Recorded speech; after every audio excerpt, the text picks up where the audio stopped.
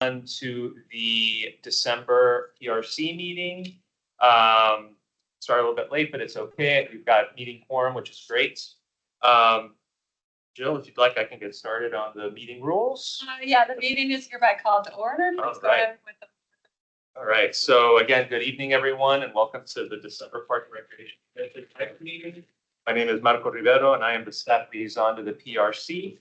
I would like to remind our attendees that the PRC meeting will be recorded, and that just began a few minutes ago. We ask that presenters, attendees, please mute your microphones if you're not speaking. During virtual only or hybrid meetings, commissioners joining virtually and who are eligible to vote must have their cameras on for the duration of the meeting for purposes of meeting quorum. For those attending via telephone, you can mute and unmute your microphones by dialing *6. The chat box will be monitored to address any technical or procedural questions during the meeting, but should not be used for meeting discussion. Commissioners should use the raise your hand function on the top toolbar to be recognized during the commission discussion. And assigned presenters may share their screens using the share content box above. As way of information, we will be holding a public comment period. In order to be recognized, please use the raise your hand function, and each public commenter will have up to 3 minutes for public comment. Staff will signal to the speaker once time is up. And then during public comment period and during agenda item discussions amongst the PRC, the chair will recognize virtual participation first, and then in-person attendees will be able to comment. Thank you very much, and I'll turn it back over to our chair. First item on the agenda is approval of the meeting minutes. We have a quorum day. Yay! Thanks everybody who showed up in person. So we have 2 months of minutes because we didn't have a quorum last month. So I'd like to have a motion to adopt the minutes from October 22nd and November 12th. Let's second. Andrew second. Any discussion? All right, hearing, so now it's time to vote. All in favor, say aye. Aye. Anyone opposed? Yeah. All right, the meeting minutes passed. Thank you, Marco. All right. All right, next is public comment. Do we have any public commenters? No recorded public comment ahead of time, and I don't believe we have any on the screen here. Good. Wow. Well, yeah, I don't know if that's good or bad. Hoping they come and we can have them enjoy some of the treats that. You're angry?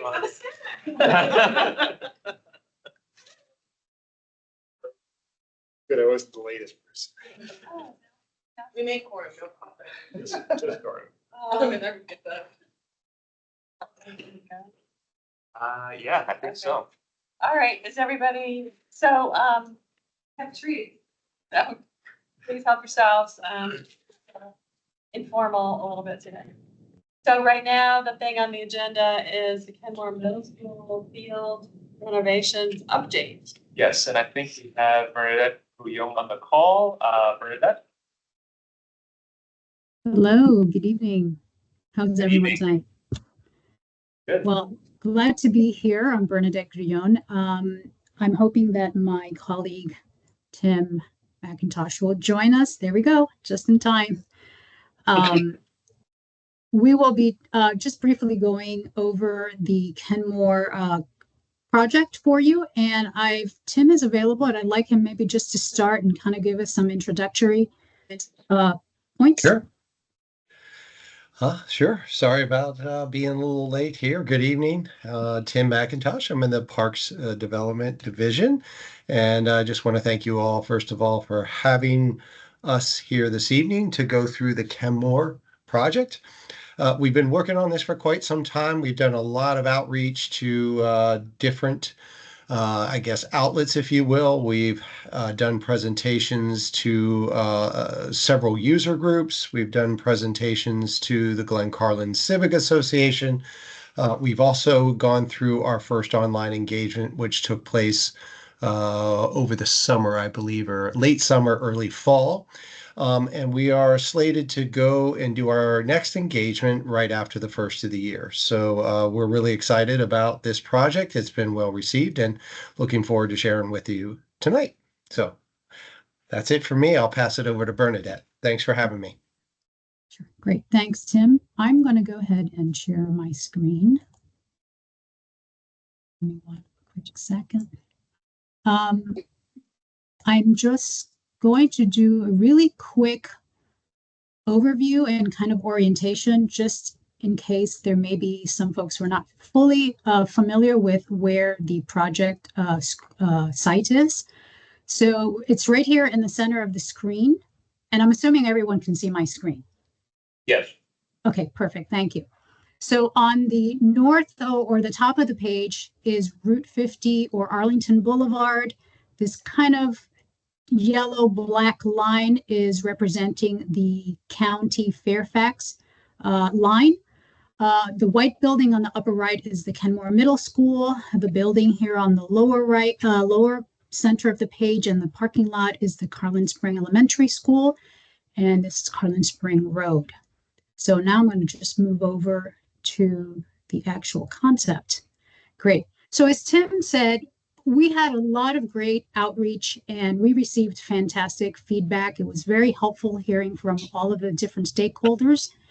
And this project here, as you see it on your screen, is really representing all of the information that we were able to get back and kind of coordinate, not only externally, like what we were hearing from the stakeholders, but also internal staff. So I'm going to do a really quick walk through this the project, just to help you a little bit, to orient you a little bit more. Again, the Carlin Spring Elementary School is here on the bottom. This is the county. This blue white line is the county and Fairfax line, and Second Street is on the north. And off the page, but to the top right, would be the Kenmore Middle School. What you see here, everything that is kind of in a light green, that's what we're anticipating to be the extent of the limits of work. And within that area, you have this kind of central area that's a little bit of a darker green with all of these crazy lines and colors in the center. That area in the center with the slightly dark green in the lines, that will be the synthetic turf. So it is limited to the black darker line as you see around the perimeter of that green area. On the perimeter of that, you see a dashed kind of gray line that loops all around those two courts, and I'll get a little bit more into about what that is. But I'm going to zoom in and help you understand a little bit what we're proposing. So we have two diamond fields, as you can see located here. One will be a 50, 70 foot diamond field. The other one would be a little bit larger, which is 60, 90. We also have two rectangular fields, and that's kind of outlined by the yellow. It gets a little bit lost because of the blue lines are overlapping it, but they run north-south. The diamond fields, with the smaller, younger diamond field, has an outfield of about 225 linear feet, while the 60, 90, which is the larger and the older, for the older kids, would be 350 to the outfield. This black line here with these little squares represents the movable or temporary outfield fence. So we have an outfield fence for the younger or the smaller diamond field, and we're also proposing another one for the larger diamond field. I'm going to zoom in a little bit here to just kind of walk you through some of these amenities, which would be the same for both diamond fields. The number one here is, this is paved area, and it represents space for spectators to come and just kind of bring their lawn chairs and sit down and be able to watch a game. The covered area here, or the brownish kind of box here, really represents an overhead structure providing shade in this particular seating spot. The two represents covered dugouts, while the threes are representing, I'm drawing a blank right now, bullpen. Sorry, thanks. I'm going to zoom in a little bit more. If you see this dark black line with little black circles, that is chain link fence, and that's going to be around the perimeter of the facility. We'll have pockets of where it will be open. But on top of that, you will see this zigzag line, and that represents the netting on top of the chain link fence. So we are identifying certain locations where we will have additional netting to prevent fly balls from going out into either the street or adjacent areas. What we also have here for both diamond fields, we have a double wide batting cage, and we're proposing it right here adjacent to the existing tennis courts. In terms of the rectangular fields, we have Field A, and by that we're referring to the larger north-south oriented field, and we also have Field B. There's one right next to it. The yellow lines would represent a full-size soccer, and that would be on both fields. The blue represents the junior soccer. So we have 4 of those. Those are rotated at 90 degrees, and they're slightly smaller. The red lines over Field A will be field hockey, and the red lines on Field B represent lacrosse for both boys and girls. The overall the overall soccer dimensions would 210 in terms of length by 340 in width. And that is not taking into account 20 feet around the perimeter for runoff and safety space. Going back to the perimeter line that I had mentioned earlier, this dashed line, this provides access to the variety of play spaces, the different fields from different angles and different areas. What it also doubles as kind of a loop. We thought it would be a really great opportunity for users who may want to come to the site and may not engage in any of the program sports, that they can actually use this site as just kind of walking to exercise, and or even if you are coming to watch a game, if you just want to walk, this is an opportunity for you to be able to do that. It's an opportunity for anyone in the community to use it. It will always be open because it's outside of the fenced area, so it's always open for anyone to use. It is approximately 1/3 of a mile, so we'll be placing distant markers along the trail, or I don't want to call it trail, the path, just to not kind of let users know the distances. We are providing some connection from 2nd Street. There is currently, and it's off the page, but 2nd Street kind of dead ends. And there will be an Arlington Neighborhood Program project that will provide improvements connecting that dead end street to Manchester, which is running kind of at a diagonal here, and it's off the page. We are proposing a path that will help users to connect from that intersection or dead end street to the site. We're also providing, and let me zoom in a little bit more. There is an existing sidewalk on the south side of 2nd Street, and it actually ends somewhere around here. What we're proposing is to provide stairs that allow folks who may park on 2nd Street or walk to the site to be able to safely walk down the hill. Right now, there isn't any. People are just kind of walking down the hill. So this would allow folks to access the site safely. We're proposing on this side a maintenance entrance. And, if folks do happen to park along 2nd Street, they can also walk through and enter the site through this entrance here. Our focus will really be, in terms of the primary entrance to the site, we want to really highlight this area right over here where we have the number 5, and I'll talk about that in a second. But we're really trying to encourage users who are coming to the park to enter through the off of Glen, Carlin Springs Boulevard. And this is a turnaround, and they can either park here or in the existing additional dirt parking lot. But we want to encourage park users to come to this particular entrance as the primary entrance.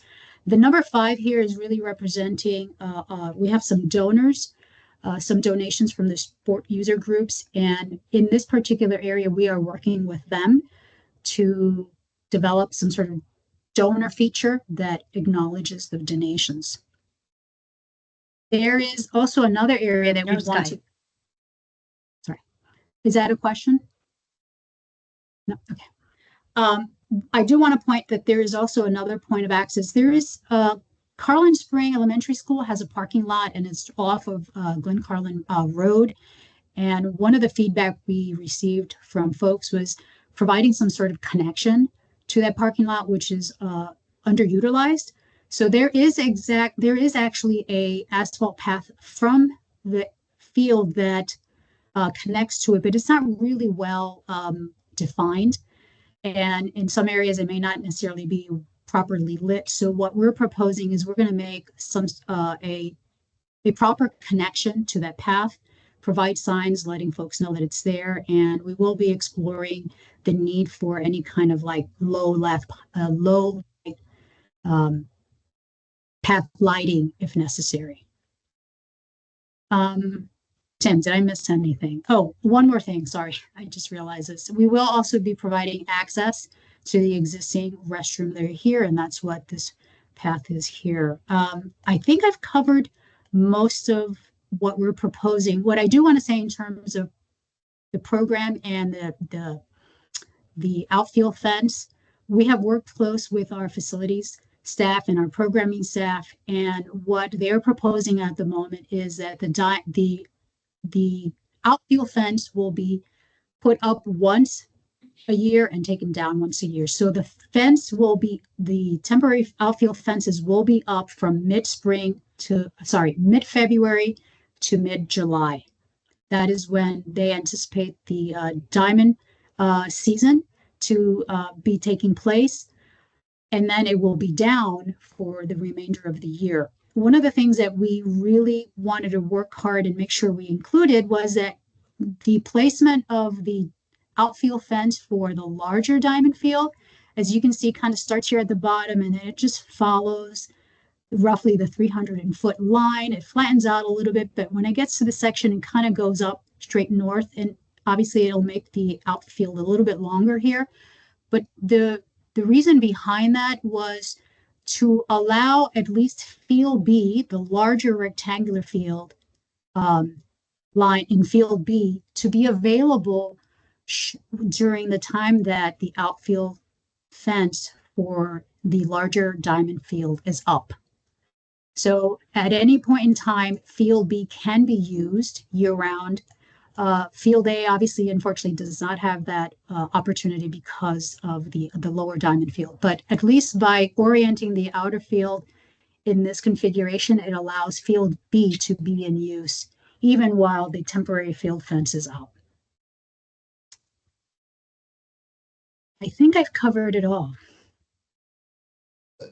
I have some questions. I don't know if it's moved to open discussion or. Yeah, I'll kick us off. I'll just add one quick thing. I'm sorry. Bernadette, did you mention, and if I missed it, I apologize, that the stormwater management facility will be located underneath the field? That's good. Yes, I totally overlooked that. So we use the synthetic field as our stormwater management detention facility. There is currently one there. It's pretty small that is serving both middle school and the elementary school, and that will remain. We will be providing an additional facility underneath the field that will meet the needs of this new project. So what that means is that we just basically excavate a little bit deeper per the engineering design. It's filled with basically gravel, and there's some pipes, and that tends to hold, collect, as well as detain the facility and slowly release it into the storm system. Yeah. So is it a vault? It's not a vault? No, it's not a vault. No, it's actually the field serves as the stormwater facility. It actually just perks right into it.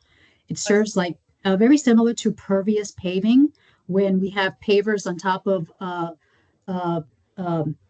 gravel underneath. And again, depending on the needs for detention and slow release, that could be anywhere between 12 inches, 24 inches, sometimes 36 inches. It all varies. So the engineers will determine the depth of that. All of our synthetic fields currently serve as stormwater management facilities or BMPs.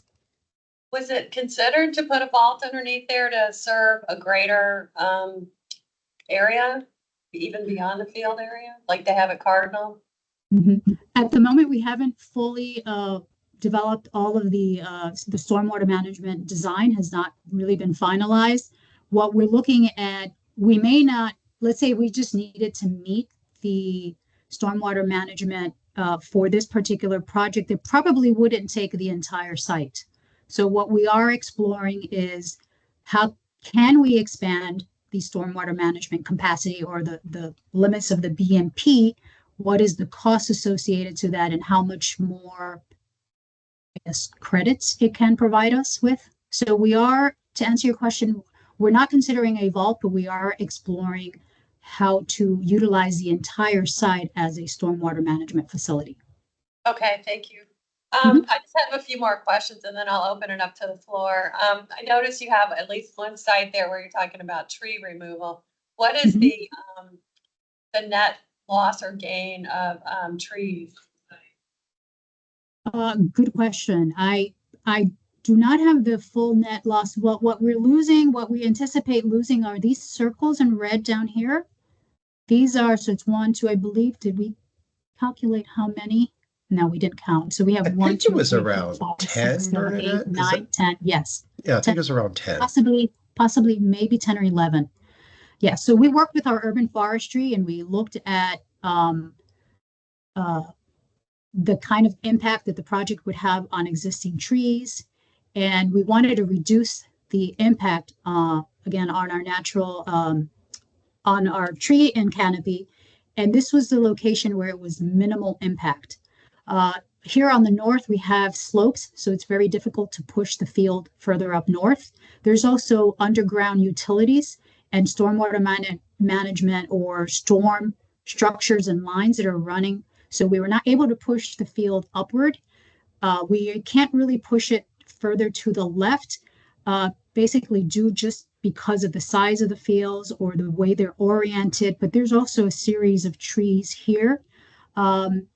There, we can't really move it to the right because there's also a water line and some other utilities that are running from through the site.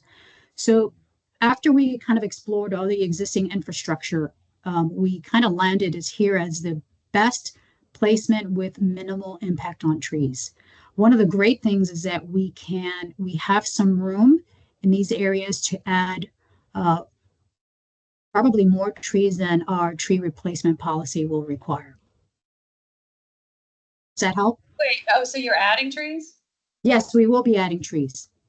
Okay. How come that's not represented then? So we have them here just graphically because we don't have the final count yet. So these, the dark green are kind of representing existing trees. And then what these kind of more colorful pink greeny ones are kind of representing newer trees.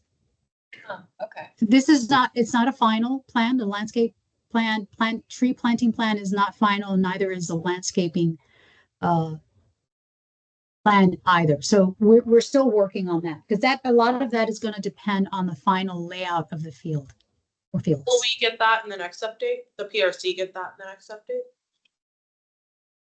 We can make that available. We'll tend to have that more towards the final development of the plans, but we can work with Marco to make that available to the commission. Thank you. So Andrew, you can go next and then I want to let Adam do whatever he needs to do. A quick question about the perimeter path that you've been mentioning. The surface of it, is it going to be just concrete like a sidewalk? Is it going to be asphalt? Is it going to be like a track surface? We're Given that you mentioned- we're proposing asphalt. Okay. The reason I ask this is I've seen this before in other locations where you have a bunch of turf fields next to each other with a perimeter path. Is that the path around it usually becomes quite popular, especially as you've mentioned, and you guys seem to understand that. You mentioned that you're going to have the kind of the markers as to how far you ran around it if you start at a certain location and the loop's about 1/3 of a mile. Now, I understand that putting on a track surface is prohibitively expensive, especially at this stage of the design process to consider such a big capital expense to do that. But I guess I guess it may be a different way to look at it is, and I know this might go after the tree plan, but have you considered having a slightly wider path around it for the sole reason being that it will be popular for walkers and runners, and that could potentially reduce conflict, especially given that you're going to have people going in both directions on the on the perimeter path. I understand there's limitations of what's viable and not viable, but I'm curious to see what, like, is there going to be a lane for walking, running, or is it just the length of or width of a sidewalk? We are at the moment proposing 8 feet wide. Sidewalk. 8 8 feet. That's pretty. 8 feet, which is pretty generous. I think it matches some of our trails in terms of width. I guess we could explore something wider, but we probably want to just kind of look at cost, impacts to stormwater management, those kind of things. I'd be interested. I don't want to speak for everybody else here, and if you guys think that this project, I mean, if you like it as it is, I mean, this is a good project. But I think there could be a benefit to that. I guess that's my feedback. I think there could be a benefit to a wider path, but if it gets too much in the way or is prohibitively expensive, Okay. I know there may be potentially a little pinching point here in the southeast. The terrain here, topography slopes away. So maybe there's opportunities where we could get it wider. I'm not sure if we can consistently keep the same width. That would be something we'd have to explore. yeah, and maybe if it can't be kept consistently wide, maybe it's not worth it. But it's just something to potentially look into. I don't know if I'm allowed to speak. Can you all hear me? Yes, is that Yes. Lizzie? That's Yes. Lizzie, yes. Yes, please. I just wanted to comment that there is a path around the fields at Thomas Jefferson Middle School that Mhm. kind of encompasses more than the fields. And it's I think it's just like a path like you would walk on a trail type thing. And it's probably wide enough that, you could have people going in opposite directions. And I've walked on it a bunch, and there really has never been anybody. I never have even seen anybody else on that path when I've walked on that path. So I don't know. I mean, and those fields are pretty heavily used at TJ, and there's a lot of different things that go on there. So I don't know if it's just the timing of when I've been there, or, I mean, do you think that this would get a lot of walkers? Like, I guess that's my question. I think I'm it's not- reasonable to expect with Yeah. two fields like that, and it being wide around the fields as opposed to Thomas Jefferson where it goes way around to other sides where people may not want to be away from the field. I think it's reasonable to expect that there'll be a good number of people. And walking around there. restrooms nearby. Adam, did you have anything? Thank you, Lizzie. Adam, is there anything? Well, I had a couple questions. So you said that you want to encourage people to use the parking, and at the parking lot for the schools.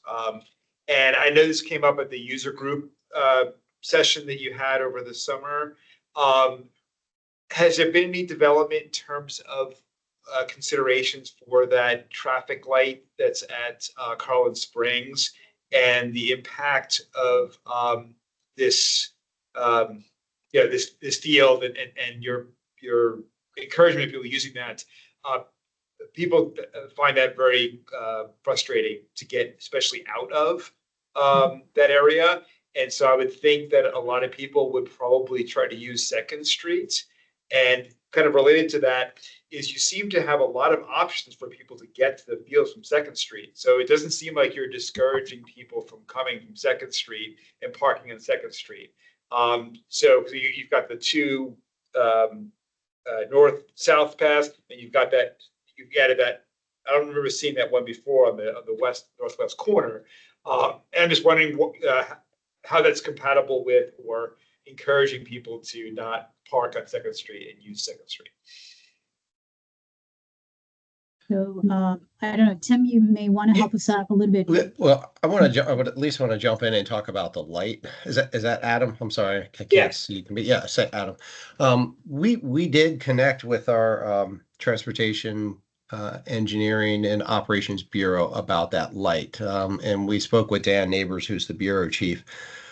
They've done some improvements to that intersection there, but the light, it remains a tricky thing, if you will. One of the issues that Dan told us is that when there's events at the school, they rarely have coordination with APS about when those events occur. So there could be a possibility in the future to maybe work that light a little better if there are events. And this is not just for events as it relates to the field, but there are also events in the school that take place. And I know it's frustrating for a lot of folks.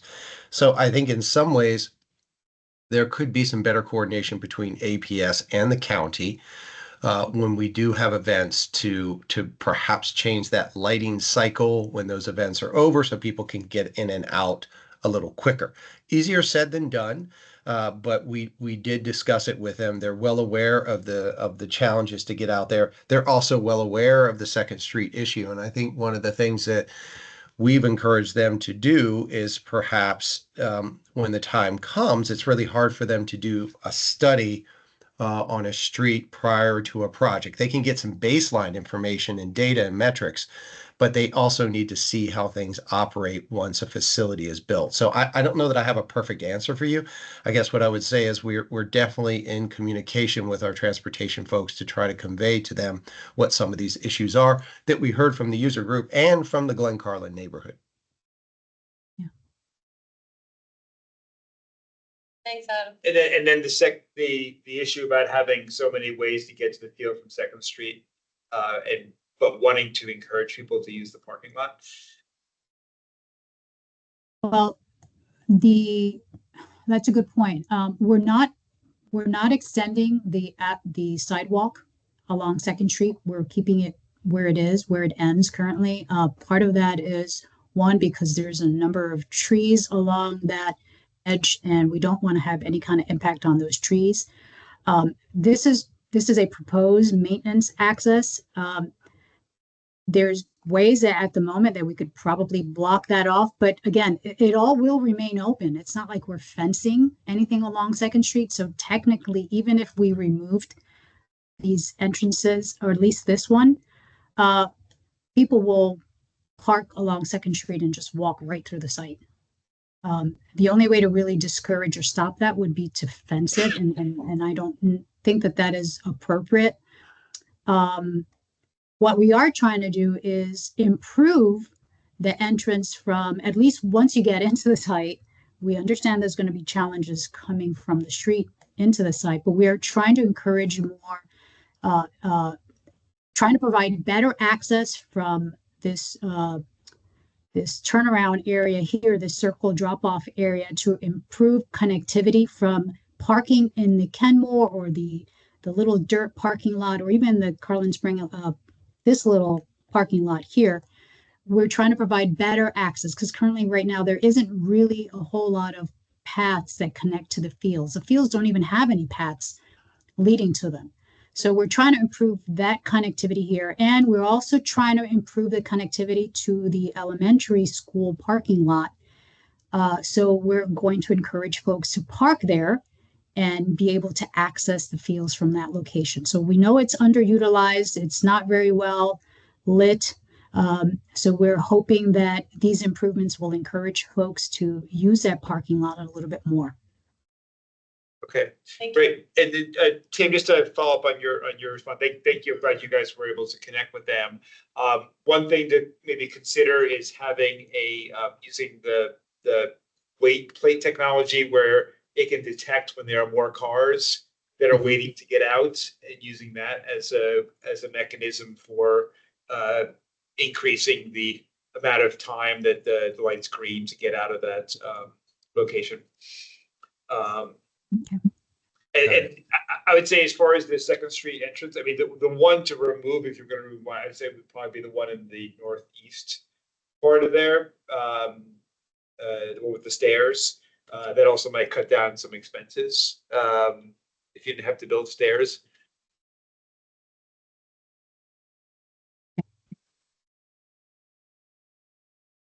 Anything else, Adam? Well, the other thing I could do, but I wouldn't give other people a chance. Okay, yeah. Neil, did you have something? Yeah, I have two questions. Can you explain how, like, if it does exist right now, how the public kind of accesses and like interacts with the green space here when there's not sort of events happening? Because it looks like from the map that there's no kind of like active fencing all the way around like this one has. So it looks like, folks, if there's no kind of like events happening in the sports being played, people can still access and utilize this green space. Is that going to change at all with this? And if so, how is that going to change? Will they still have access, or are they going to be restricted during certain times? So what we're proposing is, if you can see, the black line again represents the chain link fence, and some of it has netting and some of it doesn't. But these little pockets are entrances into the field. So there's no fence there. So that is just an opening. There's no gate or anything. It's just an open in the field. We are exploring the same thing here on the lower end of the rectangular field. We need chain link fencing and netting along the third and first baselines of the diamond field. So we'll have those on both sides, here and here as well. And then we're going to be proposing some sort of access or openings in the fence from these spots. So there are going to be areas where they're just going to be open, no fencing at all, or gates, as I said. And we're looking still at more. We're working with also APS to ensure that in terms of safety, it meets their safety needs, because I believe the APS will have access and use of the fields during school hours. So we're coordinating with APS to ensure that whatever safety requirements they have, that we're taking those into account as well. So at the moment, we're still working those out, but this is what we're showing as openings on both north and south, one here on the west side. And then we're still looking at where we can potentially open something here on the east side. Does that help answer that question? Looks like number 4, there's some kind of a gate or opening upper right-hand corner over. Yes. So we're proposing a gate there, and that's for really what that's going to serve is when the outfield fence is up, and let's say the rectangular field happens to be in use, we need to place the goals somewhere. They can't remain in the field. So what the goals will be on wheels, and we're providing a fence to be able to roll the goals out and kind of just park them in this area while the diamond field is in play. If the diamond field is not in play and the goals are needed because there's going to be a rectangular play, then we can just roll the goals back out and then use them. So we're trying to provide a space and an opportunity for these equipment to be able to kind of easily be rolled in and out depending on what programs and what games are going on. And then the only other question I had was, so off to the right side of the current map display you have right now, there's another baseball field. Are there going to be any like changes to that, or is this just like an addition? That we don't anticipate any change. That's outside of the scope of work. We're not making any improvements, and I don't believe there are any programming changes anticipated for that.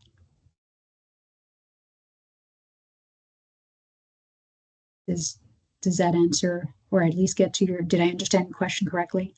Yeah, you answered my question. Perfect, thanks. Anything else, Neil? No, that's it. Anybody else? Trudy? I had 2 quick questions. You mentioned number 5, that public amenity definitely always going to be open since it's outside of that walking fence. Could you provide any like what that's going to look like? Is it going to be covered? It'll be open to the public 24/7. How is it bringing people into this space? I think I missed the first part. You said number Yeah, is. so just, do you have any details on what that's gonna look like? Not at the moment. We're working those out with the sport user groups, leaders, and we're trying to identify what kind of feature. It will be some sort of like maybe a plaza.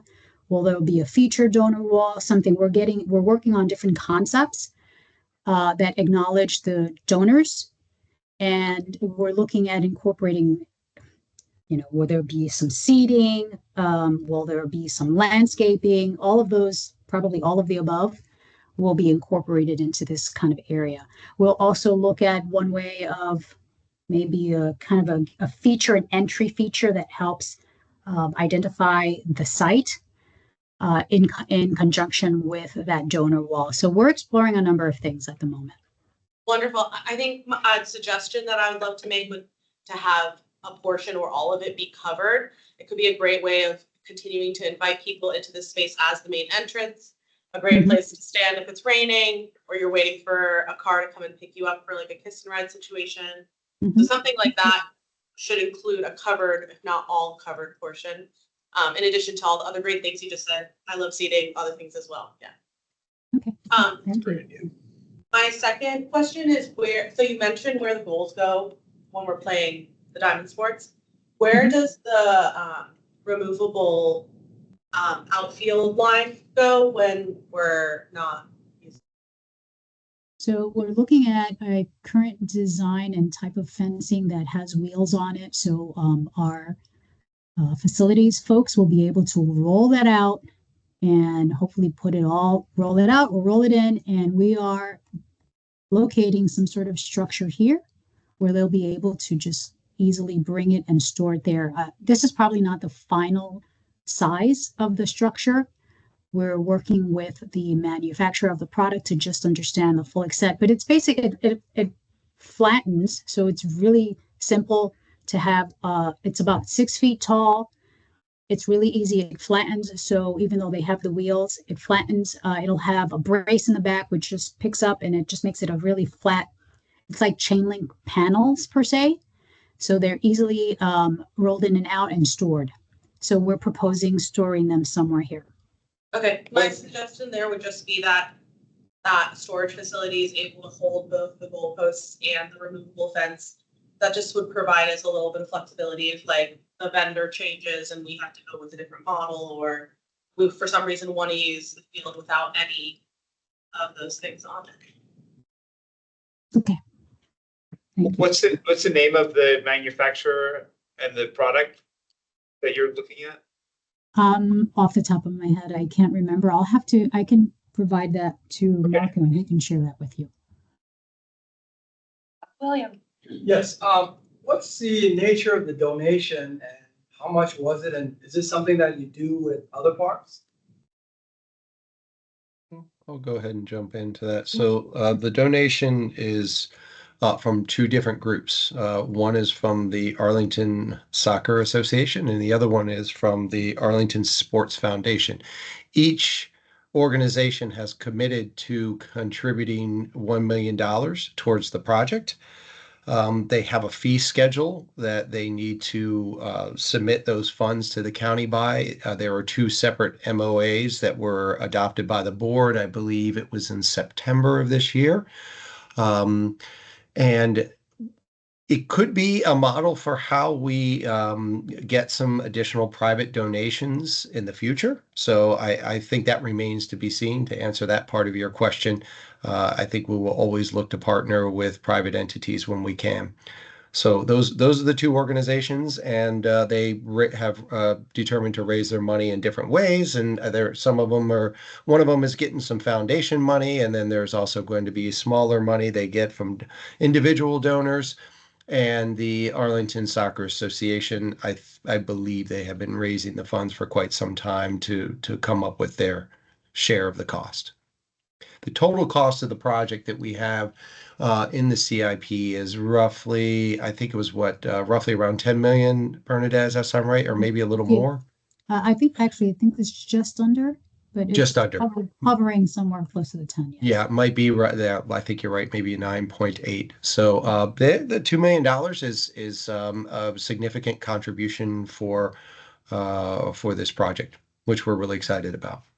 So, just following up, if I might, William, Mhm. we received a, email from one of our former commissioners, and it explained that it was a solicitation by the American Soccer Association, the Arlington Soccer Association. And it said you could get your name on the wall. Contributed $500. I would just wonder, I've never seen anything like that. I know the new Long Bridge Center has Boeing's name, but I haven't seen individual. We have another one over at, I think it's the Barcroft facility, right, Bernadette? I'm not sure if it's individual names or I believe there are some individual names and maybe some names of an organization, but we're trying to figure out what this is going to look like as Bernadette. I'm sorry. I was just saying, it's the Barcroft 6, right? You're talking about Tucker Field? Yes. Correct. Yeah. So I think a good portion of that is GW. But this is Bernadette mentioned before, we're sort of fleshing out now and going through the design of how we would acknowledge those donors. We're not quite sure the size of each donor at this point, and so we're probably going to have to create some different tiers and categories to accommodate donations that are smaller in size, and then obviously donations that are in larger size. For the Arlington Sports Foundation, about 800,000 of their money is coming from a foundation, and the other 200,000 will be raised from individual donors. So we still kind of have to work through that. I don't know how many names we're going to have up there yet, and what kind of how it's going to be tiered and that type of thing, but we'll get through that. I have a comment about that and a big concern, frankly, because we know that we've got the boathouse coming up, and we know we've got a similar ask from the Boathouse Foundation. And with rowing, like with too many sweets, like with other sports, there's this, probably rowing even more significantly, there's an equity issue. It's an expensive sport to participate in, and we just need to be really cognizant that when we're doing these contributions from private organizations or individuals, that we're not pairing them up with the right for those more wealthy people to have a greater use of the facility. I guess I'm not too worried about people's names getting up, as long as it doesn't infer that they, have more power and say over what happens on the field. No, I think your point is well taken. The donations themselves don't allow them exclusive activity to use the field, right? Obviously, we've taken the programming into consideration. But it's the appearance, okay? That's all I'm talking about. Understood. It should reflect in the art piece that is created ultimately. Yeah. The feeling of equity. The feeling of equity as well as the appearance of equity. Yeah. Understood. Okay. Adam, do you want to give voice to anything that wasn't mentioned that you can? I guess one more thing. That is, a couple quick questions. There's some kind of a square structure on one end of the batting cages. What is that supposed to represent? The batting cages here. Yeah, that brown. Yes, that's the proposed storage for the outfield fence and equipment. Got it. Okay. And is there any thought to covering that batting cage? Would that be a possibility?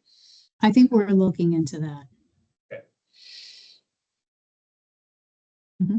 All right. So my last question is, if we wanted to write comments on this, what would be the right time to do it? Is it too late already? Is it going before the board again? Yeah. Well, actually, maybe question. What's the timeline in all this? What's the timeline? go ahead. Well, I'll mention the comments and then I'll let Bernadette talk about the timeline. But no, I mean, you can certainly submit comments. We still also plan to have another engagement where we'll get some additional comments. So we are still available to take comments. I mean, we have obviously a lot of features in the design that are set, but that doesn't mean we might not be able to, we may not be able to tweak it a little bit and incorporate something else. But in terms of the timeline, I'll let Bernadette speak to that. Thank you. Sure. We're looking at final engagement in the beginning of the year. Once we complete that, we will start what we consider our construction document phase development. Then that will roll into permitting and then finally bidding, which we anticipate it's going to be either the end of the year or the beginning of 26. Our goal is to break ground in the spring of 26. Okay, thank you. And thank you so much for tolerating us. We took you way over time, so thank you very much. We it. appreciate the feedback. Thank you. All right. Thank you for having us. Thank you. Thank you, Marco. Thank you. Thank you. Okay, So before we move on, I tried Gary's bread duo. Everyone should go get these. so good. Yes. So good. Also, the donuts are awesome. Yeah.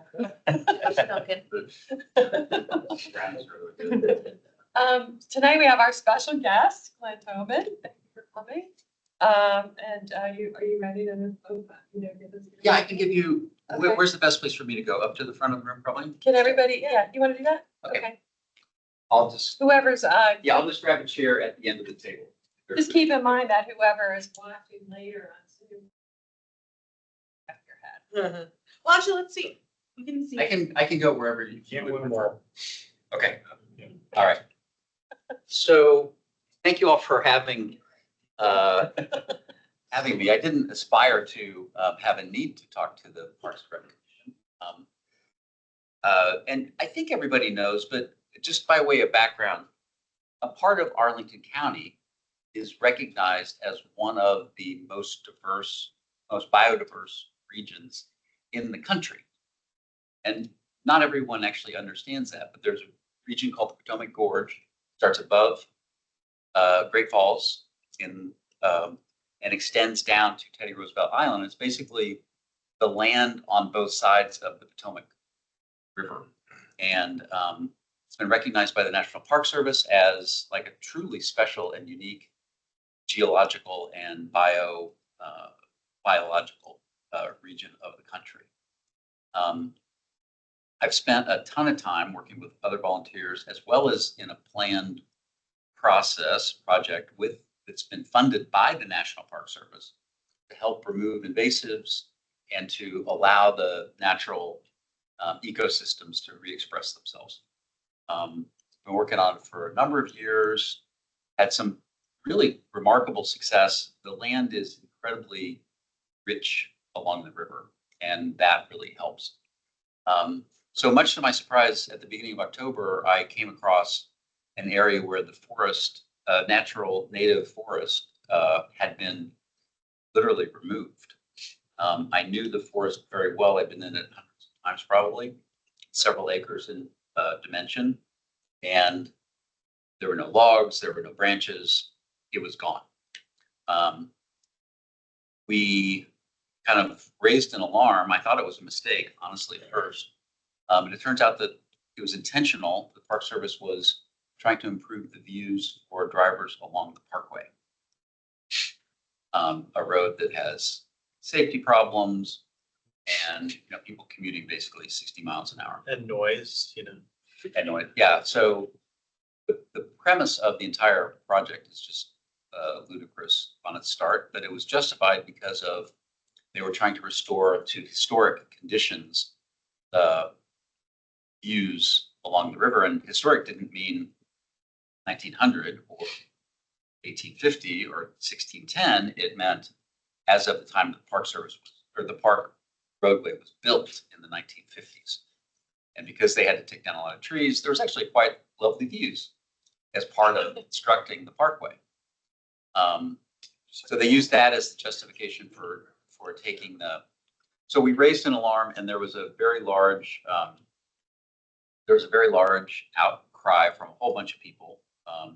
Members of this commission I know were involved.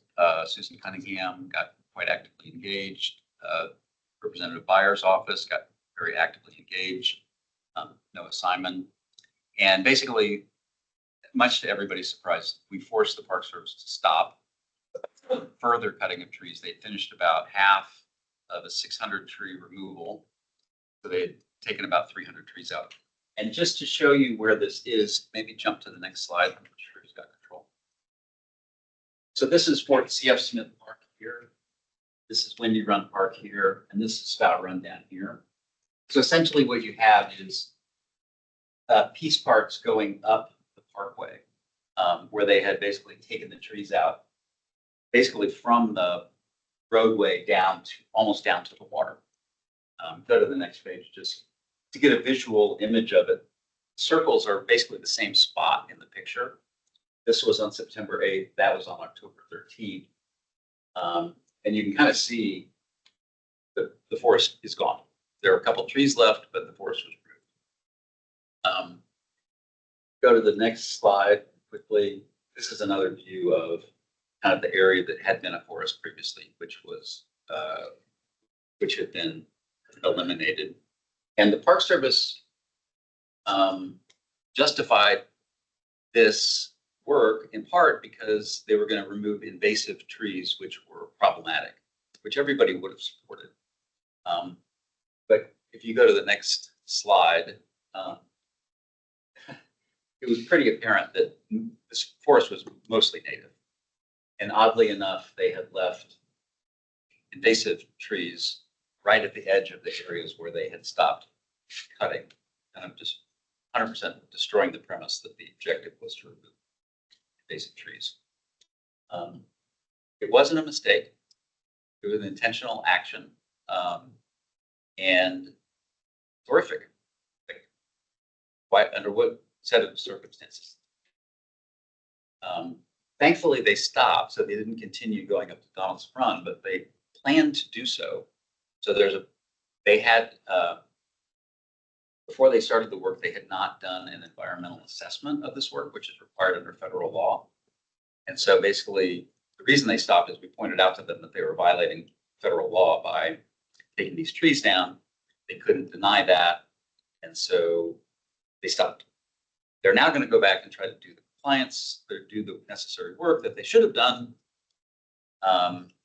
prior to taking the forest down. And then once they get that done, presumably they will then begin the process. So they still want to do this? They still want to finish. Yes. Yes, this time they are going to actually have a public comment period. And that still has to be defined from the perspective of exactly when that will be.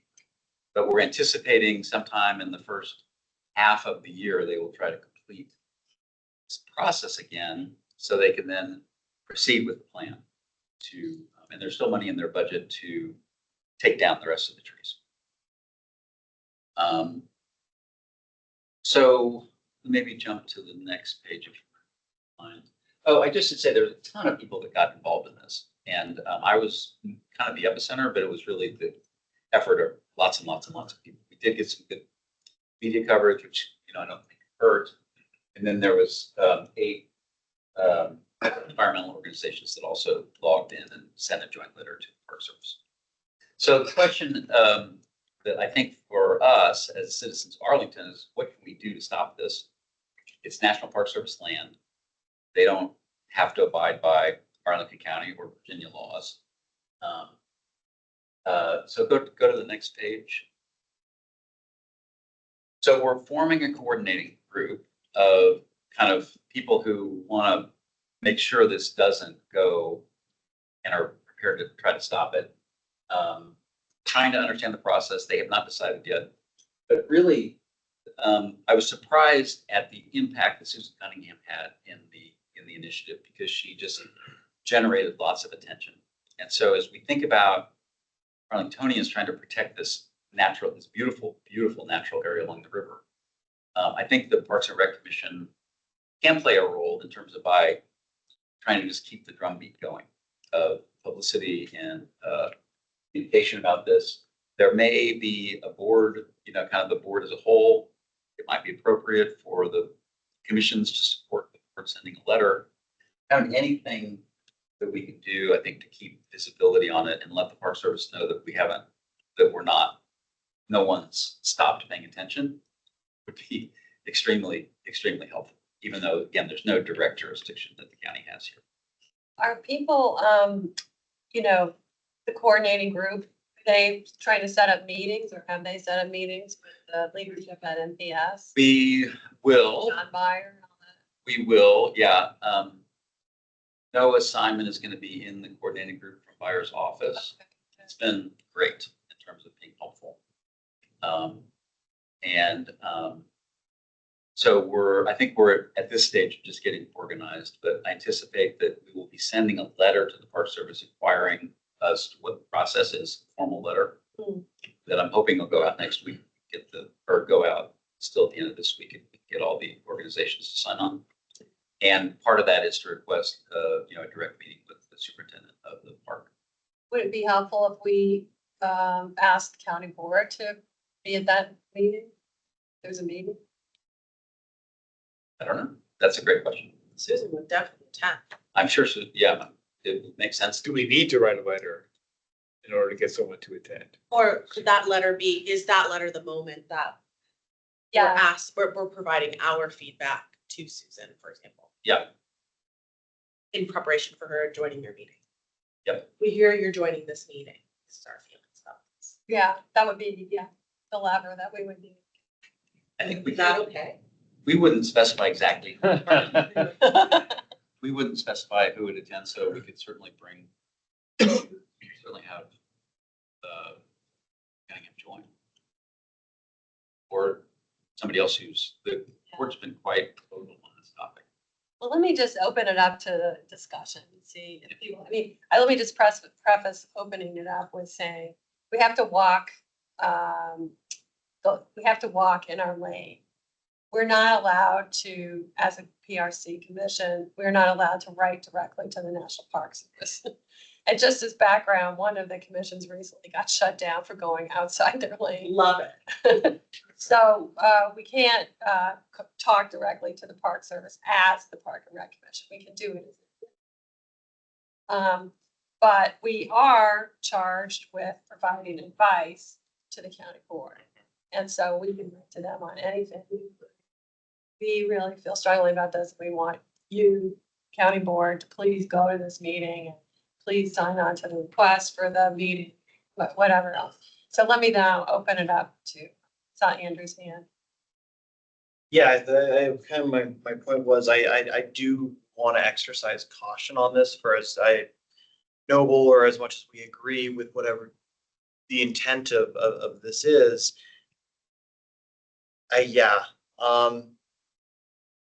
I worry about the intersection of between an interest group versus what we do operating as kind of like an arm of the county. We don't operate as an arm. We as advisory arm of the county. Yeah, advisory arm. I think what I would support maybe a letter to the county commissioners saying, if you wish to we would like you to take a stance on this, but I wouldn't. That's as far as we can. Yeah, I don't. Yeah, I'm glad that you're presenting here. I am, but I do wonder. It's I'm guessing with advisory boards, private groups are just able to present regardless. But I do kind of wonder if there was a group that was ardently in favor of this, say the NPS wanted to present in favor of this, would we also let them present? Yeah. Okay. Just want to make sure here. I just want to make sure that it's I hope you understand that there could be just our own personal feelings in the idea whether there's a conflict of interest regarding private groups getting involved. No, we hear from private groups a lot. Okay. All right. Claire? I just had a question regarding, you briefly touched on the rationale behind this, but given the space, I don't understand how removal of the forest would impact the safety of the road. Or did I completely? No. That's a great point. I think Rubbernecking. People looking Yeah. out those views and not watching their driving. There's no erosion problems over Well, yeah, they did create a bigger erosion problem. there. No. But the safety issue is one of distraction, driver distraction. Part of the issue is how the roadways are as opposed to how it was imagined it was going to be used when it was built. So what was the imagine? Because I'm confused. It was imagined to be built as sort of a pleasure driving experience. In what? People going population 30 growth? miles an hour or so, completely different cars, completely different environment, and that's not how people use for like 5,000 roads. I just don't understand the ideal they're even going for. Like, it's a Yeah, that's bad the look. idea. Yeah. That's the idea, but I don't think they're contemplating reducing the speed limit back to what it was originally. I also, Forcing the speed limit. I also had a question for you on the feeling that you only found this out because you are a vigilant private citizen. And what does that mean for prevention of future incidences like this on our nearby NPS land? You know, like, what does that mean? What do we do? You're saying we have to be vigilant, we have to monitor. Oh, cool, okay. Yeah. That makes sense. I think That's if I wouldn't have seen it, the whole thing would have been done, and then it would be like, whoops, did we not have authorization? Oh, I don't know. We'll look into it. Literally, I was really lucky. I was lucky to have found it literally while they were in the middle of it. Yeah, I'm dying to find out how they justified. It really didn't do it. There's no way this would be under a categorical exclusion. Because they're the feds. But that also leads to the point, why didn't this have a public comment component Adam. included previously? Oh, okay, that's also a question. And there's Yeah. like no repercussions for them not going through the proper avenues for doing something like this. It's just kind of like a. My understanding is that the court system could do that, but it would have to get into the court system. The normal process of the Park Service managing itself, I don't think you would find them taking action against leaders taking action against themselves for this initiative. I mean, to be blunt. Adam, did you want to talk? Yeah, I'm sorry. This is emotional for me. I run that trail all the time. Yeah. I'm a trail runner, and I noticed it, but it didn't dawn on me to go, oh, maybe I need to figure out why this is happening. I just figured there was some bigger thing going on with the highway. I know this may not add a lot of weight, but have you reached out to PACT and groups, trail groups and trail running groups that could potentially support the effort? No, it's a great idea, and I'd welcome any suggestions that you might have. PATC, the Potomac Appalachian Trail Club, who maintains the trail, right? We let them know what was going on right away, and they declined to take a position. Really? Not their mission. Interesting. They have, huge relationship with Park Service, and I don't think that they didn't see this, the issue of the tree removal as essential to the management of the trails, which is their job. Okay. I would also suggest, while we're at it, local conservation groups like the Northern Virginia Conservation Trust, and I'm happy to provide you some contact information with them. Executive director. No, I'm the chair. So I think that might be a good place where mission is oriented towards that. Yeah, totally. And they have a relationship on their own with it. Yes. Right. So that's good. Yeah, that would be super helpful. We had 8 different environmental organizations, but it wasn't like that's all we were trying to get. That's just we could assemble and figure out who to talk to within the first, within a week. Yeah. So once a Park Service performs their environmental assessment, it does the necessary prerequisites to determine whether or not they can actually do this. If just regardless of positions of the county board and interest groups, stakeholders in Arlington, is the National Park Service incumbent to any of those opinions, or can they just disregard those opinions and then go ahead with the work if they are approved? I think they can pretty much do what they want. Okay. In Rock Creek, It was procedural, they don't have it's to take. procedural. They can just say, well, we've considered them. Right, right. They're required to consider, they're not required to act for the environmental assessment in Rock Creek Park to expand the golf course. They received 3,000 comments, and 90% of them were against the plan to expand the golf course and remove the trees. And it did not affect the Park Service plan one bit. On the flip side, just a year before that, there was a proposal to far around Beach Drive and how it was going to be used, whether it was going to be shut down like it had been through the pandemic, or open back up, and the park was initially inclined to open it back up to vehicle traffic as it had been before the pandemic. It was a huge hue and cry, a lot of public outreach, a lot of public comment opposing it, wanting to see the pandemic restrictions continued, and there was clearly influence laid from park headquarters and the pandemic restrictions remain. So the Park Service is not immune to public pressure. It's just a matter of how dedicated they are to this and whether how much public outcry there is. Yeah.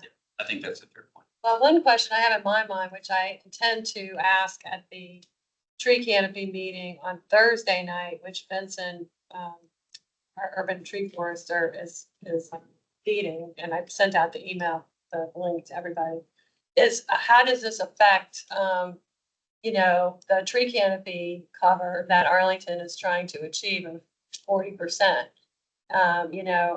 300 trees is a lot of trees when you don't have that many to start with. Basically 6 or 8 acres of trees they're being removed.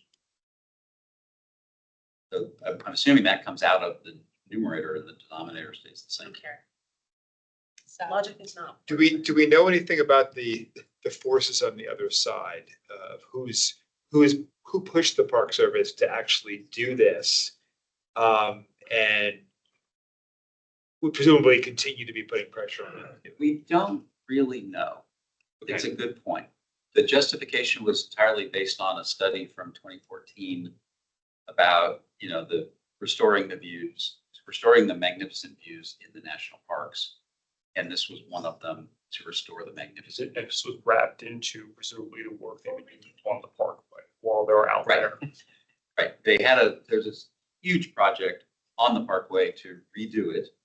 And this was just thrown in after the original environmental assessment was done. which did not include the view shed. Did not include. So that's why we didn't know about it in 20. We thought it was all gonna be, she's asking, why didn't we do something in 2014? Because it Yep. didn't say that. It said it was gonna take out a major. Right. There was nothing in the environmental assessment that said that this would happen. Nothing. So if it's okay, I would like to kind of wrap this up because we're already far behind. But I want to get a sense of the group as to, William, you had something. I just had additional time. You mentioned biodiversity. Yep. Can you expand on that a little bit? How does this removal of the trees impact? What part is diversity and how does this impact it? Yeah. So the area starting up above Great Falls and then working its way down with the very steep gradient of a river. And there are all kinds of different geological features, soil features, light, water. And as a result of that, over time, it's just been huge numbers of species live within this very, very small piece. The same number of species in this small piece of land as in Shenandoah National Park, for example. I mean, and it's 1/100th the size. And basically, so the biodiversity exists kind of up and down this corridor. Right. And taking out a big piece of it will result in invasive species actually just running rampant. It's either going to be herbicided to the ground every year, or invasive species will take over this new land. And so you basically take a fully functioning forest and replace it with a field of kudzu or porcelain berry. And there's no biodiversity. There's no environmental services being provided by that land. And so it kind of breaks up the natural corridor that, kind of is really an amazing thing in the DC area. All right, thank you. So I don't have a proposal or anything like that, but I know Glenn and got Susan involved, and I feel pretty strongly that we should, keep on top of this. And I just want to know if you guys agree. If so, I think the next thing we would do is think about writing a letter or asking for approval from this group about a letter to go to the county board, probably at the January meeting, depending on what the process ends up looking like for NPS and so forth. So we don't have to take a vote. We're not taking a vote. Well, I would certainly support it. I think this is well within our prerogative to advise the county board on an issue that's taking place right next to us. Yeah. Land that we don't happen to manage, but is a stone's throw away from land that we do. And so I think it's great to advise the county board to take an interest in it. And I think we should. Anybody else? I see nodding, nodding, Yeah. nodding, nodding. Almost everybody's nodding. Okay, all right. So we'll take it up again in January. Okay, Okay. thank you all so much. Does anyone have any more questions of Glenn? Do we have his email? Oh, yeah, we do. I mean, that's it. Reach out. Gary I has just one. want to thank you. Yeah. Being on top of this and doing a truly miraculous job of pulling all these folks together to bring a stop to this so people can, really give it a careful consideration before it happens to destroy that precious environment out there, which you have been caretaking for years and years and years. So thank you for that as well. And I want to say too, it's my favorite park in Arlington. The walk from Wendy Run, which is the Arlington Park, it goes onto National Park Service land. And then you come to the river, you go either way. In the spring, it is the best place to see ephemeral flowers. Yeah. Which means flowers that only last for one day, usually in a lot of cases. So Glenn runs a fabulous ephemeral flower walk. And it's just really magical. You think fairies are good. Yeah, I'd offer to take the commission if you all would like to take it. Spring, early April. There's nothing like it in our. Is August a good time? No, not for you. No, it's a great time, but it's a little hot. Yellow jackets. Yellow jackets are. Rules.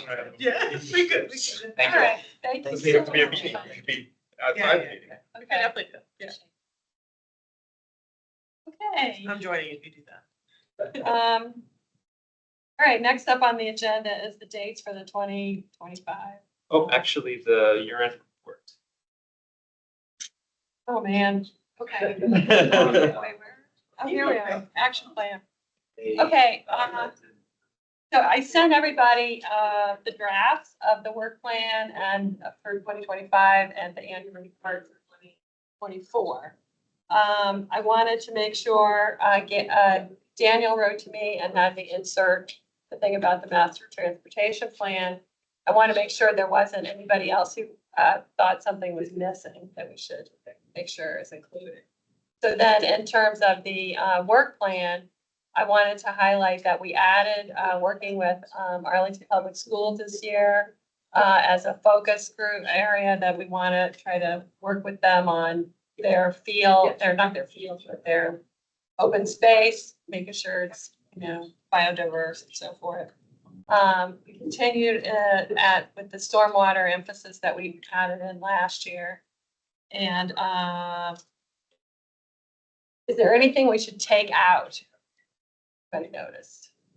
Because it's basically, template. I used a template the year before. So, okay, so if that's all right, I think I would like to vote. Are those two documents okay to send to the county? Okay, all right, good, that was clear. All right, and now it's the dates. All right.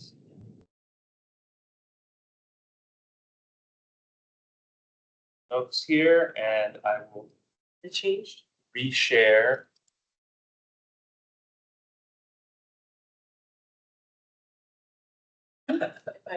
Of course. Oh, yeah, we invite Bill, we invite you, Every year. Never gonna be out of our clutches. Thank you, Jill. So, just wanted to reshare, this was already posted online, and shared last week. These are the tentative dates for the upcoming year's PRC meetings.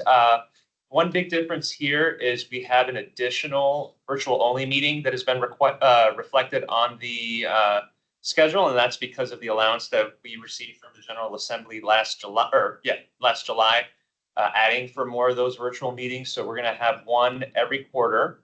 We'll have the first one starting in January. That will be followed by another in April, then July, and then November. And then sprinkled throughout that, we will have, of course, our hybrid meetings here in this conference room. So that hasn't changed for the most part.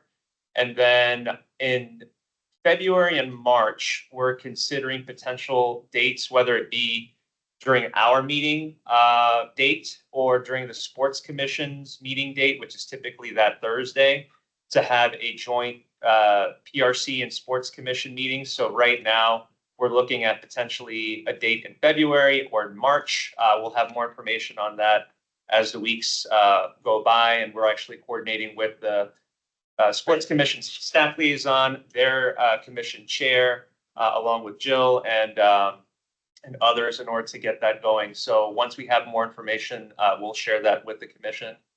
And then also wanted to note that the dates that are shown here with the red carrots, so that's May 13th and November 18th, are both dates that conflict with county board recess meetings.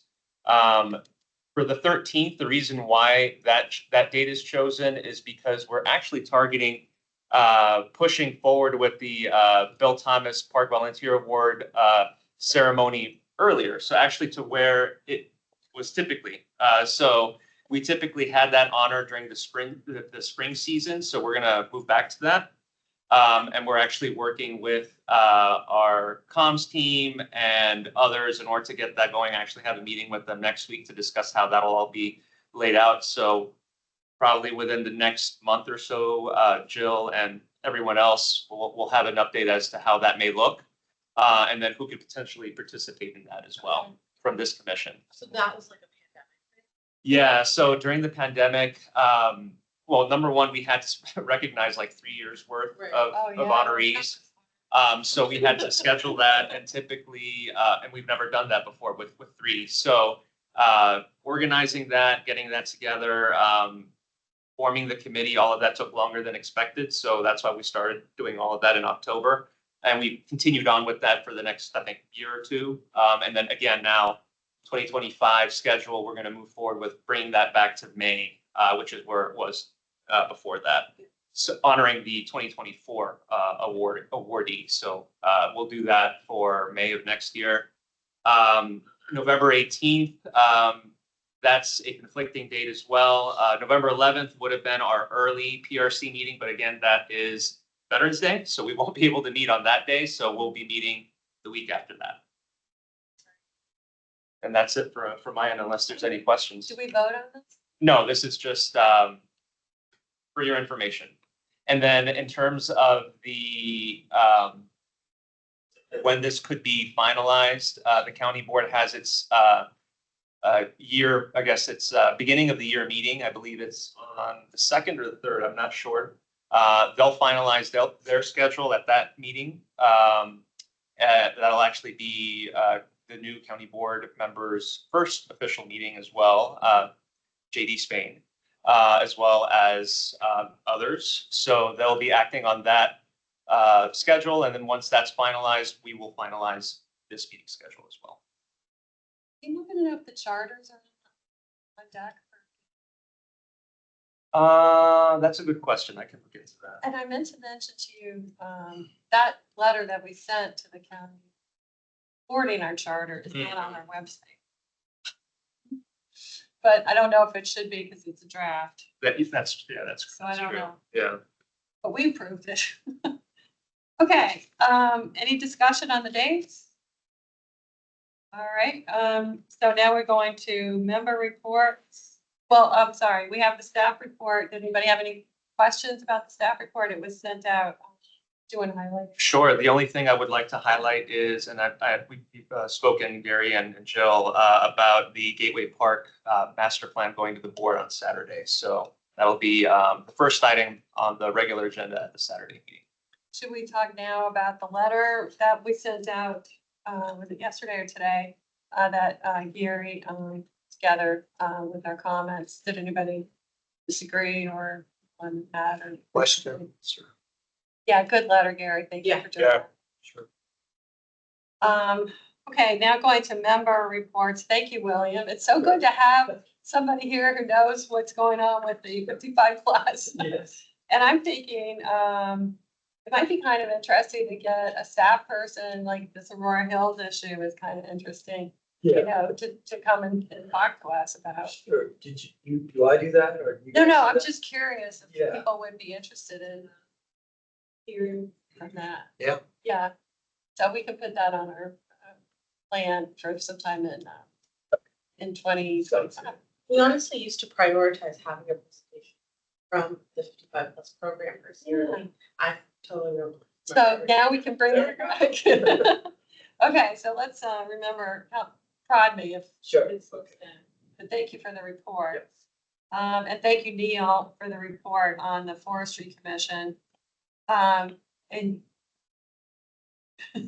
we talked earlier, so I'm just gonna say it in front of everybody. Neil agreed to do the Google spreadsheet, Gary, that we talked about last night at Enerjag. Oh, great. But can you forward to him the spreadsheet that you did? And this is a spreadsheet that has all of the site development projects on it. And this way, it'll be a coordination between our commission, Forestry Commission, and E2C2, if that's allowed. I'm just gonna say that again.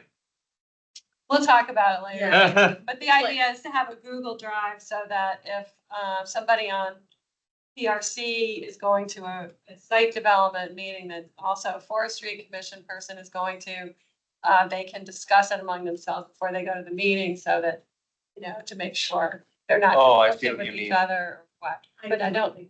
I don't Not think it allowed. is, Let's yeah. breathe. Let's try again. Try again. Okay. Let's see if it's All allowed right, we now. won't do that, but. Wait, what exactly would not be allowed? The collaboration Between with- different commissioners, more than two of them Yeah. on a non or open platform that isn't like available through. But if there's just two of them, if there's just two of them. But there's not. Well, if there's a Google Drive and all the commissions can see it and change it. That would technically be that collaboration part of it that we're talking about. Yeah. Well, if you only allowed the individual documents to be open to Yeah. two commissioners that at a could time. be- It would just have to be like a But they chain, won't like. believe you. Yeah. The government won't believe you. Sorry, not Marco. Okay, all right, under Just have construction. a folder with like pre-line, 1,000 okay, the copies of last the 5 same document. Wouldn't work. Maybe we can use the blockchain to. All right, thank you so much, Andrew and Erica for the Metro Market Square. Do we need to do a letter on that? No, that's actually a process that is Okay. still ongoing. Okay. Yep. So, but thank you for keeping us informed about that. And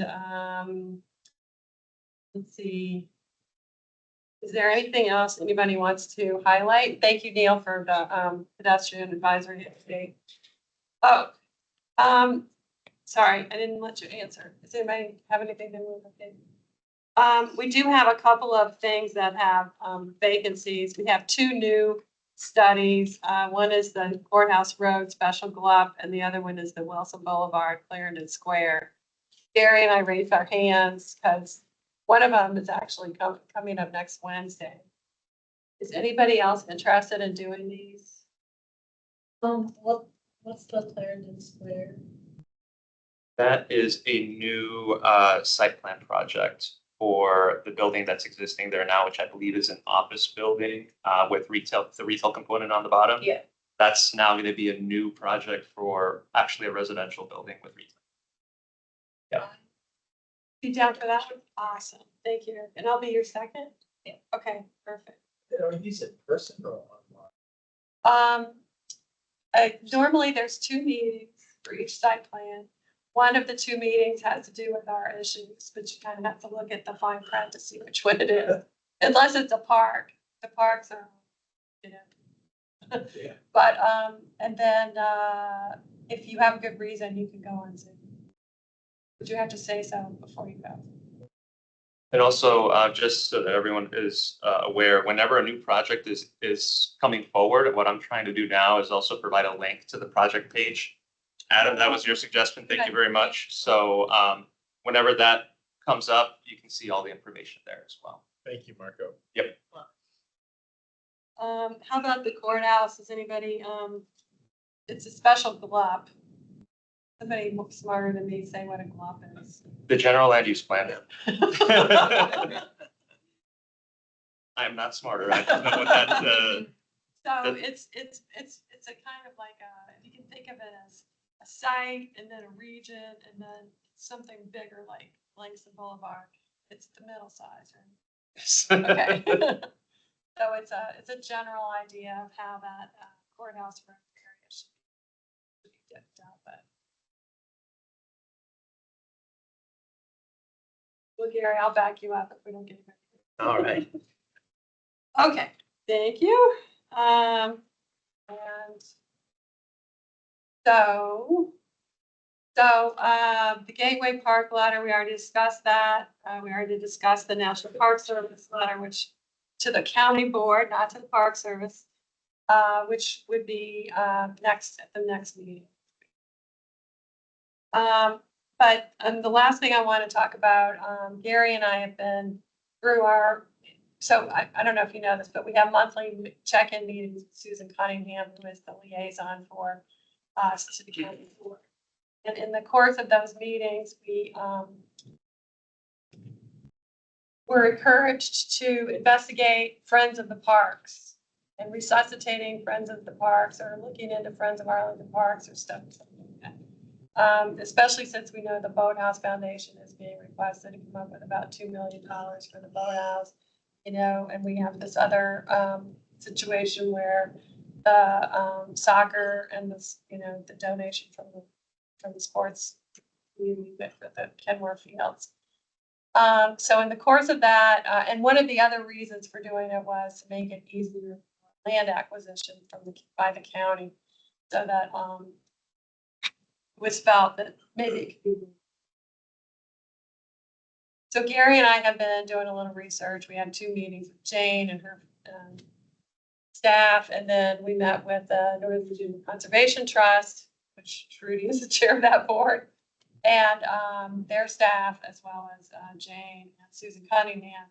And that was a very productive meeting in terms of trying to, I think, increase the coordination between county staff and Northern Virginia Conservation Trust towards smoothing the land acquisition in parks.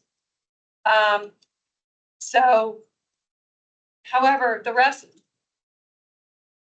So I just want you to, this is just a report, okay? I don't really have any proposal for you.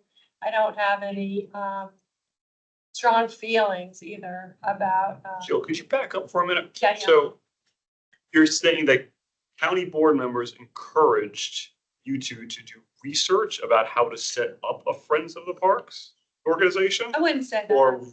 Or then what exactly came out of that? Is there an Nothing existing is Friends of Arlington Parks organization? There is, but it's defunct. That's defunct. And so what did they actually bring us, ask? Well, apparently, the report. So I Encourage. Use whatever verb Okay, you like. so we are. God bless you. Bless you guys. We are one of the few jurisdictions that doesn't have Friends. A lot of jurisdictions have them. Apparently, in the course of asking everybody who I encountered, I found out that some consultants years ago came and did some work. He said, well, what do your Friends of the Parks think? And they were like, we don't have Friends of the Parks. You don't have Friends of the Parks. So anyway, it's a long-standing thing. We do have like little pocket Friends of the Parks. Like there's a friend of, is it Aurora Highlands? You know, so there's a friend of Aurora. There's also a friend of Gulf Branch Nature Center. There was also, and then there's the Boathouse Foundation. So there's these little things, and So we didn't really know what we were getting into when we started. Those are separate from the county, right? These are formed by, It's separate. They have advocate. to be like, they have to be, if Linswood Golf Branch had to have an MOA. Okay, but- You know, there has to be But some they're kind of coordination. Sure, so they're coordinated. But are they nonprofit or are they separate nonprofit organizations? Oh, it's very, very varied. Okay.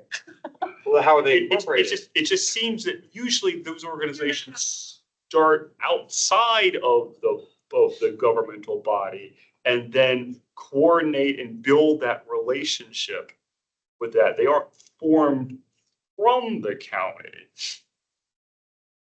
Well, but what, is there anything wrong with a county that wants to have this kind of group to No, do but- things to kind of push But it? you gotta find the advocates, the people. For sure. Well, I think that's why they asked us to look into it. Right. They- And usually those people would kind of be us. self-select. Well, and that's another downside of these groups is that they do wax and wane depending on the charisma of the people. Yep. So that's why I don't have a recommendation or proposal for you because this is not a natural, but I'm bringing it up. Sure. So I would like you to like think about it. And if it grabs you, then let's talk and see what happens. I don't know that I'm familiar with too many organizations like that have worked from the top down. Usually it comes from the other direction. You don't heard Uh, Incestuous relationships. In that, it's like a member of a board actually brings up, has their, Yep. creates the Friends of the Park. Andrew, talk to everybody. collaborates. I've seen kind of, yeah, the term incestuous relationships at a former parks board that I used to work with. There's members of a parks board who have then left the parks board and created Friends of the Parks, in which they indirectly work with the county. I mean, is there definitely a lot of shoulder rubbing there? Absolutely. So, but they're always independent 501c4s, even if there's always like a kind of revolving door between boards of parks, maybe former parks employees, and then people who either volunteer their time as a private citizens or whatever with the groups, but they're always private entities. I can't think of any other structure other than that. But clear with it. It sounds like Susan is basically saying, we're the most likely suspects to know someone who might be interested in starting this. I actually don't think we'd be the most likely suspect. I think Armin would be the most likely suspects.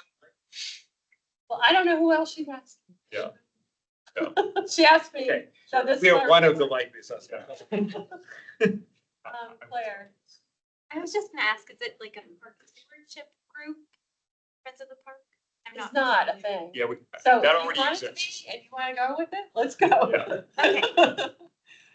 You know, I agree. It's quite it's so big, you know, the universe of things that could happen is so big that we can't touch it right now. And some of these organizations just raise the money as opposed to providing volunteer. I think Susan has the impression that these Friends of the Parks organizations have been doing lots of great things for other counties. And okay, how about us? And so they're interested in seeing what's out there for Arlington County. Because of course, they're always looking for entities that can help with our parks.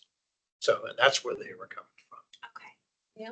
Are they, so this is like, they explicitly want a Friends of the Parks group, regardless of the fact that there's like plenty of parallel groups that already exist that are kind of like operating in like the Friends That of was the Parks part of, space. no, that was part of our charge was to find out what other groups are there, and there aren't any except the Boathouse Foundation.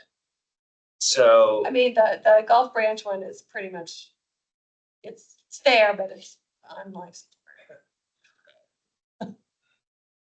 so I guess with the vision of it, what would that group facilitate? Or like the Friends of Arlington Parks? Well, I think a lot of it, I mean, you know, and we had meetings with Jane, 2 meetings with Jane, and you know, it's like, what do you want to do? You know, so, you know, I Could be mean, galas and fancy dinners. Well, well, do they have a they would vision? love to raise money, you know, No, that's no. one Okay, idea. okay. They would love us to raise, not us. This is not a thing of Park and Rec Commission. This is just something that that you as citizens could be, could help inform the county board Is there about. one in Fairfax? Yeah, Oh, okay. yeah. And there's a statewide one. And there's a lot of individual ones for each of the state parks. And, there's Friends of the National Arboretum. I would like to put forward, Peter Hernick has put forward the idea of Friends of 4 Mile Run Parks. And why that could not be Friends of Arlington Parks, could be. Yeah, it just, yeah. But again, I think it depends on the charisma of the person. Correct. And the interest of the person who's willing to take up the labor and Yeah, more to and take make it it on. happen. So, anyway. Yeah. So to be continued, please, if anybody wants to discuss it more at the next meeting, if you learn more, you think about it, and you have other ideas.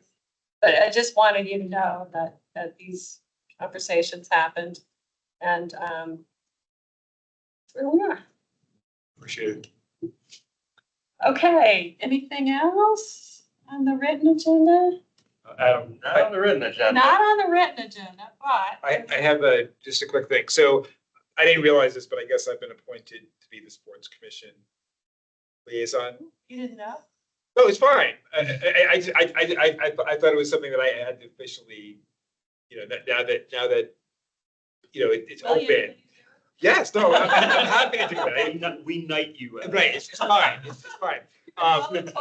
But I just want to reach out to folks, as your representative on that or liaison associated with the group. If there's anything you all are concerned about regarding sports facilities, sports in Arlington as part of our, please feel free to reach out to me. And I'll be happy to make sure that gets Great, and voice. thank you for wearing that hat. And I would like to just have a quick, real quick, plug. We're now with Trudy, this is her last meeting.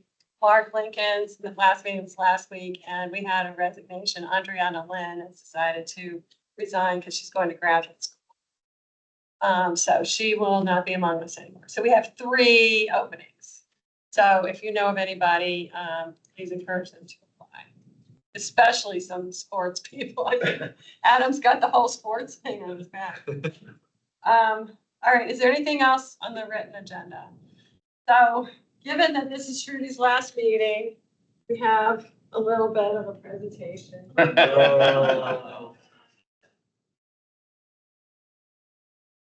Sure. So what we like to do is honor, great people, but also our past PRC chairs. And Trudy, you are amongst that wonderful group of people. So I wanted to present to you from Susan Cunningham and from Jane, this certificate of appreciation, and I can read it. In recognition and deepest gratitude, this certificate of appreciation is awarded to Shruti Kupa in recognition of your significant contributions to Arlington County as the chair of the Park and Recreation Commission and overall service on the Park and Recreation Commission from December 19, 2017 to November 30th, 2024.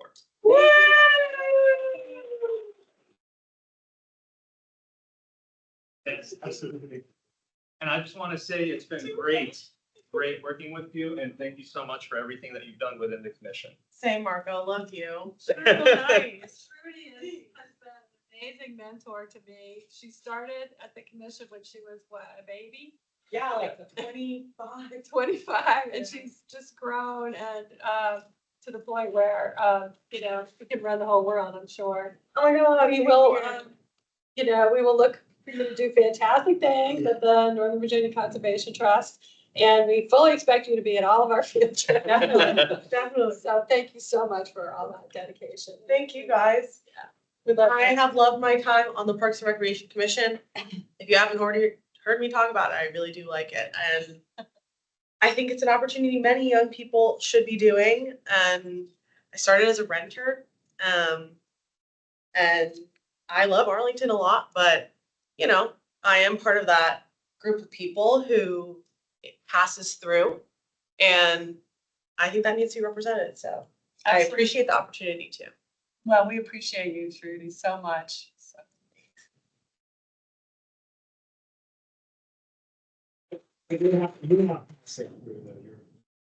So I currently do own in Arlington still.